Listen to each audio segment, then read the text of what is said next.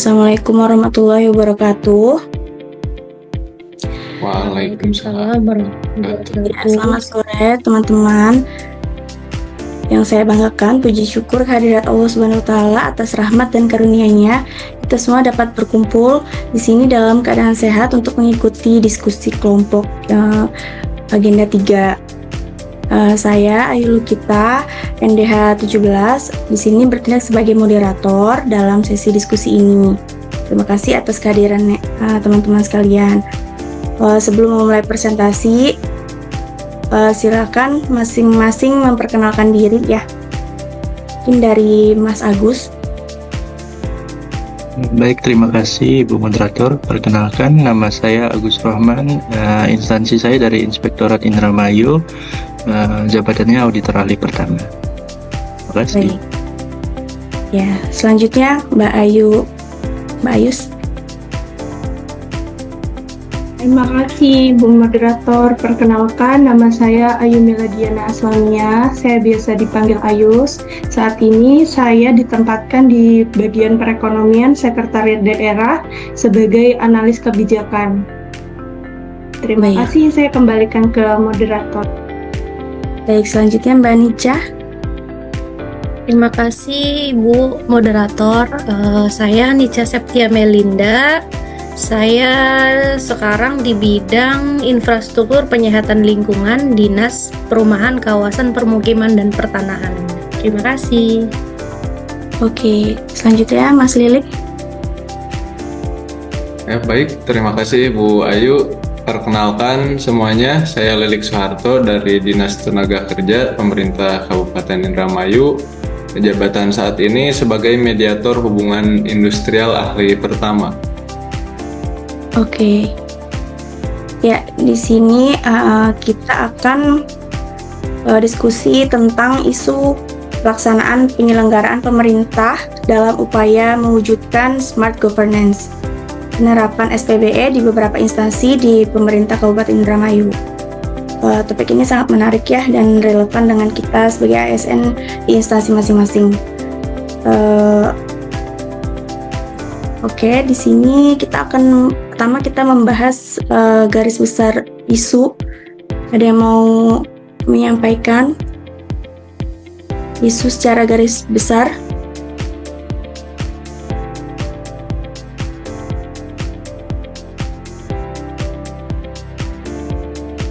Mungkin saya Mbak, boleh saya share video nggak? Soalnya saya nemu satu video yang menurut saya tuh menarik gitu.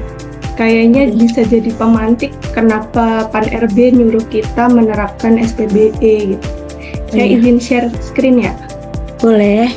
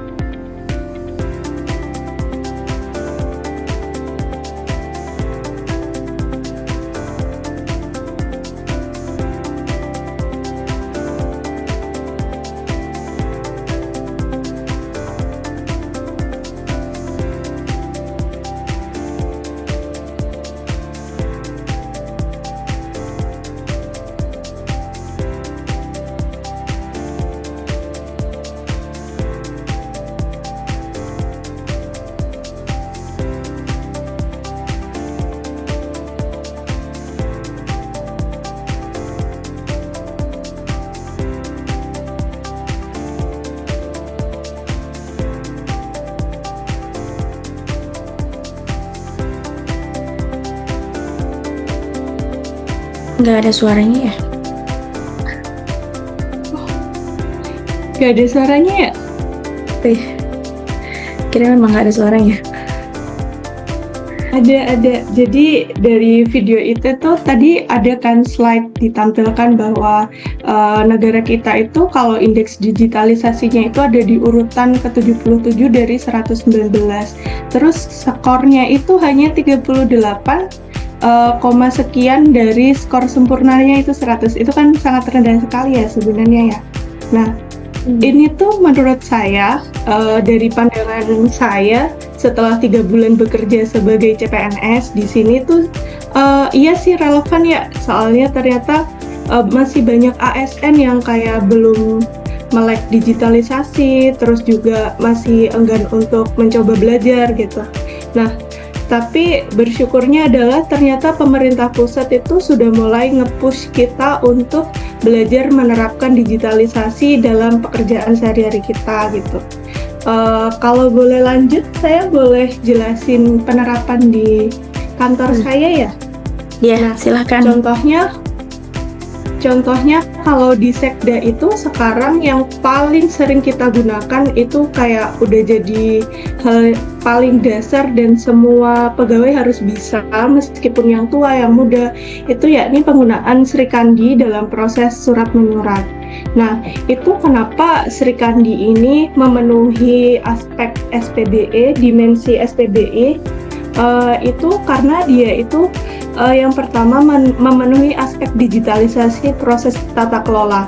Nah, di mana si Srikandi ini mengganti sistem surat menyurat manual menjadi digital dan berbasis elektronik. Jadi sekarang kalau kita mau minta tanda tangan Sekda gitu, kita nggak perlu lagi tuh harus cetak berapa salinan, itu nggak perlu. Kita cukup ngirimkan soft filenya, terus kita juga tanda tangan paraf digital semua gitu. Lalu selanjutnya juga ada dampak efisiensi administrasi di mana proses distribusi tanda tangan dan juga arsipnya itu menjadi lebih cepat dan hemat biaya. Sekarang ini kan juga pemerintah sedang menggalakkan efisiensi biaya kan, terutama untuk bagian pengadaan alat tulis dan alat-alat untuk kerja di kantor gitu.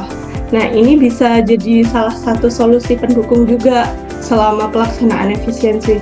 Terus penggunaan Srikandi ini juga mendukung adanya kolaborasi lintas instansi karena surat itu kan bisa dikirim dan diterima antar OPD, baik itu antar pemerintah daerah, pusat maupun antar OPD kita sendiri internal gitu. Jadi prosesnya tetap cepat, terus juga kita selama berkolaborasi dengan instansi lain itu tidak ada hambatan, juga akhirnya meminimalisir konflik gitu. Mungkin kalau dulu kita pakai kertas kan kita bolak-balik, nanti kertasnya ternyata misal saya kirim ke inspektorat, ternyata nanti sampai Mas Lilik ternyata kertasnya hilang gitu, folder saya hilang, akhirnya kan ada crash gitu antara bagian saya sama bagiannya Mas Lilik. Kalau sekarang kan sudah bisa diminimalisir. Nah, terus selanjutnya ada keamanan data dan integritas data. Nah, setelah sistem semua telah diintegrasikan dengan tanda tangan elektronik, itu juga keamanan datanya itu terjamin oleh BSSN. Selanjutnya itu penggunaan Srikandi juga memenuhi aksesibilitas dan transparansi. Jadi semua dokumen itu bisa diakses oleh pihak-pihak yang berwenang gitu. Jadi nggak ada yang rahasia-rahasiaan lagi, tapi tetap dengan catatan hanya dinas-dinas yang terkait saja yang bisa mengakses. Misalkan saya ngajukan surat apa gitu ya, pengajuan suatu program kerja. Nah, itu kan pasti inspektorat harus ngasih paraf gitu kan. Nah, inspektorat bisa mengaksesnya dengan cepat gitu.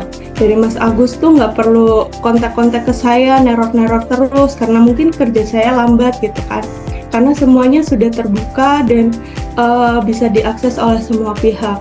Terus yang paling sering kami gunakan selain Srikandi itu ada pelaporan kegiatan pengendalian inflasi melalui TPIN. Nah, melalui TPIN ini pelaporan itu kalau zaman dulu katanya kita harus cetak laporan, SPJ itu kita cetak, terus kita paketin tuh kertasnya ke Bank Indonesia, Mendagri, sama Bappenas gitu misal. Itu kan memakan waktu cukup lama, terus biaya juga ini membengkak gitu. Nah, alasannya kenapa penggunaan TPIN ini memenuhi syarat penerapan SPBE itu yang pertama adanya pemenuhan terhadap aspek layanan administrasi pemerintahan. Nah, jadi pelaporan kegiatan, program, dan semua data pengendalian inflasi itu kan sudah dilakukan secara online. Jadi ada transformasi nih dari yang sebelumnya berbasis kertas, sekarang sudah paperless semua dan sudah terorganisir gitu di database online. Lalu selanjutnya itu juga memenuhi aspek efisiensi proses pemerintahan. Jadi kayak tadi yang pertama kita bahas, kita udah nggak perlu lagi ngirim laporan fisik atau manual ke Mendagri gitu.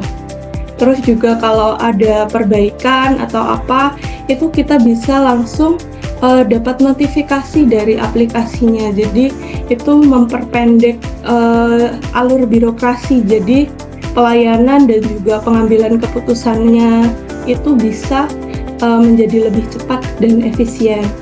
Terus selain itu penggunaan TPIN juga memenuhi aspek kolaborasi, terus memenuhi aspek manajemen kerja, dan juga memenuhi aspek monitoring dan evaluasi real time. Kayak tadi dibahas kan, sekali kita ngirim itu sebelum di-approve untuk dipublikasikan di website TPIN itu langsung diperiksa oleh Kemendagri gitu kan. Langsung diperiksa, apabila ada yang salah, kurang, kita langsung dapat koreksi, langsung kita perbaiki. Jadi semuanya itu serba cepat dan juga nggak makan biaya terlalu besar. Mungkin itu kalau di kantor saya, atau yang biasa kita rasakan juga sekarang mulai banyak pelaksanaan rapat itu menggunakan Zoom Meeting. Ternyata itu juga memenuhi aspek penerapan SPBE juga gitu. Kalau dari saya itu, terima kasih. Ya, oke Mbak Ayus. Dalam sehari-hari juga kita menggunakan SPBE itu ini ya, absen dari HP ya, itu kan termasuk juga ya. Oke, Betul, selanjutnya siapa yang mau menyampaikan? Ayo, Mas Lilik. Ya, saya dulu boleh. Boleh. Ya, saya akan memaparkan bagaimana penerapan SPBE ini di Dinas Tenaga Kerja ya. Jadi kalau kita mengacu kepada definisi sistem pemerintahan berbasis elektronik atau SPBE itu bisa dimaknai sebagai penyelenggaraan pemerintahan yang memanfaatkan teknologi informasi dan komunikasi untuk memberikan layanan kepada masyarakat secara efisien, efektif, transparan, dan akuntabel. Yang tadi dijelaskan Mbak Ayu kan yang memenuhi gitu untuk beberapa poin tadi. Nah, kalau di Dinas Tenaga Kerja itu salah satu tujuannya meningkatkan kualitas layanan publik secara cepat, mudah, dan terjangkau. Nah, salah satu layanan ketenaga-kerjaan di bidang saya, hubungan industrial dan jaminan sosial tenaga kerja itu membantu para pekerja di perusahaan yang berada di lingkungan Kabupaten Indramayu. Jadi ketika terkena PHK si pekerja tersebut maka bisa mendapatkan manfaat jaminan kehilangan pekerjaan. Program ini merupakan hasil kolaborasi antara institusi yang bergerak di bidang ketenagakerjaan, dalam hal ini kementerian, dengan BPJS Ketenagakerjaan. Nah, program ini tuh memberikan jaminan sosial berupa uang tunai, konseling, informasi pasar kerja, dan pelatihan kepada tadi pekerja yang mengalami PHK. Nah, salah satu persyaratan yang harus dipenuhi itu pihak pengusaha atau pihak pekerja yang terkena PHK itu harus membuat tanda terima laporan PHK ke Dinas Tenaga Kerja. Nah, penerapannya itu ada di bagian ini. Setelah itu mantan pekerja tersebut harus mengakses portal Siap Kerja. atau bisa diinstal aplikasinya di Play Store, namanya juga sama, aplikasi Siap Kerja. Jadi bisa diakses di handphone atau di laptop atau di personal komputer ya. Dan setelah masuk ke portal tersebut, kita harus membuat akun. Nah, di sini saya biasanya menerangkan itu cara penggunaannya kepada para pekerja tadi yang terkena PHK apabila kesulitan atau belum paham cara menggunakannya. Nah, berkaitan dengan pemanfaatan teknologi tadi di layanan publik yang menunjukkan bahwa seorang ASN memang harus memiliki digital skill ya selain menciptakan, tetapi juga mampu menggunakan perangkat keras berikut ya, perangkat lunak dalam pekerjaan kita sehari-hari. Harus bisa beradaptasi dengan transformasi digital dan tren global, lalu pandai memanfaatkan teknologi secara produktif dan aman. Ya, ASN yang cerdas digital itu ya mampu memberikan pelayanan publik yang responsif, efisien, dan akuntabel ya di era digital seperti ya hari ini, sekarang ini. Ya, demikian pandangan saya. Silakan Bu Moderator. Baik, terima kasih Mas Lilik. Ya, selanjutnya Mbak Nika. Silahkan. Baik, implementasi untuk mewujudkan smart governance di instansi saya di Dinas Perumahan Kawasan Permukiman dan Pertanahan, khususnya di bidang infrastruktur penyehatan lingkungan, itu kan terdapat program bantuan air bersih atau SPAM, di mana untuk kondisi saat ini program tersebut masih terdapat masyarakat atau daerah-daerah yang belum mendapatkan program sanitasi dan drainase secara merata. Nah, di sini diperlukan sistem SPBE untuk atau sistem pemerintahan berbasis elektronik agar program tersebut kedepannya berjalan dengan merata. Dengan sistem ini dapat memetakan daerah-daerah mana yang sudah terinstalasi PDAM dan daerah-daerah mana saja yang belum terinstalasi jaringan PDAM. Terus dengan sistem ini juga bisa memetakan daerah-daerah mana saja yang kekurangan air bersih, daerah mana saja yang sangat minim atau paling membutuhkan air bersih.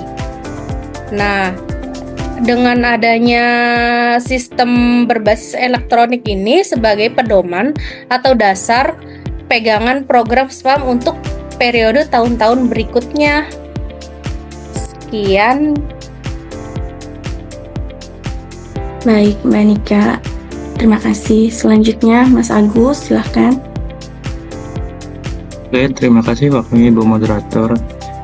Saya setuju mengenai isu SPBE ini atau sistem pemerintahan berbasis elektronik yang memudahkan berbagai aktivitas kita dalam pekerjaan kita ini. Tujuan utama dari SPBE ini yakni tata kelola pemerintahan yang bersih, efektif, transparan, dan akuntabel. Itu yang dirasakan saya di instansi di mana saya bekerja. Seperti yang tadi salah satu contohnya aplikasi Sri Kandi yang tadi dijabarkan Mbak Ayus, itu juga terasa, yakni semakin mudahnya pengarsipan surat dan database mengenai keluar masuknya surat. Terus yang kedua yang ingin saya angkat adalah mengenai aplikasi Siswa Skudes dan Siskudes yang diinisiasi oleh DPMD. Aplikasi ini sangat memudahkan kita sebagai seorang pengawas untuk mengecek dan melakukan pengawasan mengenai pengelolaan keuangan desa. Sebagai pengawas dapat memudahkan untuk mencapainya early warning system dan quality assurance seperti yang tercantum di PP 60 tahun 2008 mengenai SPIP agar lebih optimal.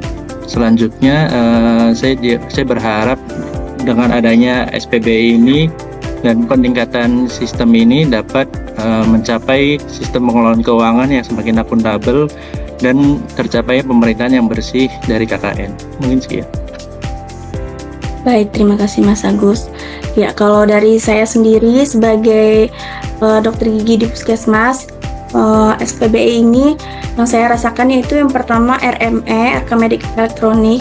Jadi di situ semuanya lengkap, data-data pasien dari awal pasien datang, ada data dari anamnesa, diagnosa, terus prognosis, ada odontogram di dalamnya, terus ada apabila pasiennya diberi obat kita langsung isi aja di rekam medis di RME tersebut. Terus apabila pasiennya kita rujuk ke interna atau ke BP umum tinggal isi aja di RME tersebut. Terus kalau mau ke lab pokoknya ke poli-poli yang ada di puskesmas tuh tinggal kita klik aja kita isi di RME tersebut. Itu sangat membantu sekali untuk kita sebagai tenaga medis ya.